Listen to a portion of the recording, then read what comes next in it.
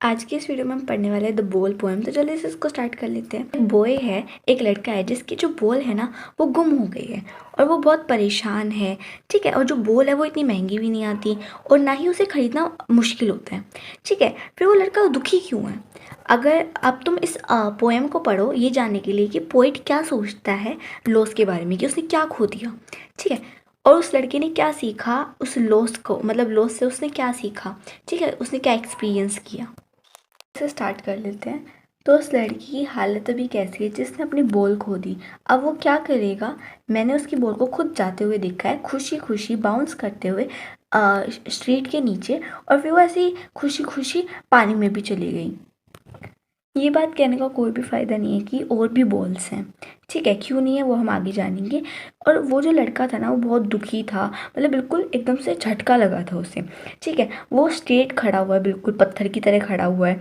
ठीक है, और वो काँप रहा है और नीचे देख रहा है।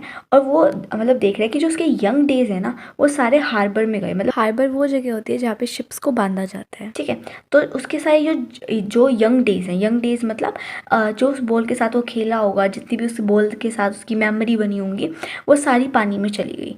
ठीक है, जितनी भी मतलब उसकी जितनी भी मेमोरी है। ठीक है, तो कोई फ़ायदा नहीं है नई बॉल लाने का, क्योंकि तुम बॉल तो नहीं ले आओगे बट उसके साथ जो मेमोरीज थी वो तो नहीं नहीं मतलब वो तो नहीं आएंगी ना वापस। अब पोएट बोलते कि मैं उसको डिस्टर्ब नहीं करना चाहता, मैं उसकी दखलंदाजी नहीं देना चाहता उसके बीच में। बताते हैं कि जो और कोई बोल होगी ना वो वर्थलेस होगी, मतलब कोई फ़ायदा नहीं होगा। ठीक है, बेशक वो थोड़े अमाउंट में आती हो। ठीक है, बेशक 10 सेंट की हो, बेशक थोड़े अमाउंट की हो, बट वो वर्थलेस होगी क्योंकि वो मेमोरीज तो ला ही नहीं सकती, है ना। जैसे कि जो ये वर्ल्ड है पोसेशन का, मेटलिस्टिक वर्ल्ड है जिसमें हम हर एक चीज़ को अपना बनाने का, ओन करने का सोचते हैं।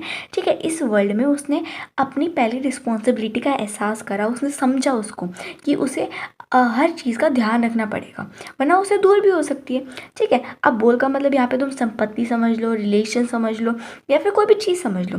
ठीक है, पीपल विल टेक वॉस, मतलब जो लोग हैं वो तुम्हारी चीज़ों को ले भी सकते हैं और तुम अपनी चीज़ों को खो भी सकते हो। लिटिल बॉय मतलब अब वो बॉय को समझाते हुए बोल रहे हैं। ठीक है, और कोई तुम्हारे लिए बॉल वापस नहीं ला सकता, मतलब कोई भी चीज़ तुम्हारे लिए कोई लाने नहीं वाला। ठीक है, और जो मनी है ना वो एक्सटर्नल, जो पैसा है इस चीज़ में एक्सटर्नल होता है, मतलब पैसे का कोई काम नहीं होता, क्योंकि अब तुम्हारी मेमोरी तो पैसा नहीं ला सकता ना। ठीक है, जो तुम्हारी खुशी है वो तो पैसा नहीं ला सकता ना। अब उसने सीख लिया है कि भाई जो अपनी डिस्पाइट आके, जो उसकी दुखी आके उस बोल को देख के, ठीक है, कि भाई लॉस को कैसे सहन करते हैं, मतलब लॉस को कैसे, मतलब फिर खड़ा कैसे होते हैं वापस लॉस से। ठीक है, और कैसे, मतलब हर एक इंसान को जान लेना चाहिए कि उसे कैसे डील करना है लॉस से। ठीक है, कि भाई मतलब तो लॉस तो होगा ना कई बारी तो। ठीक है, तो तुम्हें खड़ा कैसे होना है।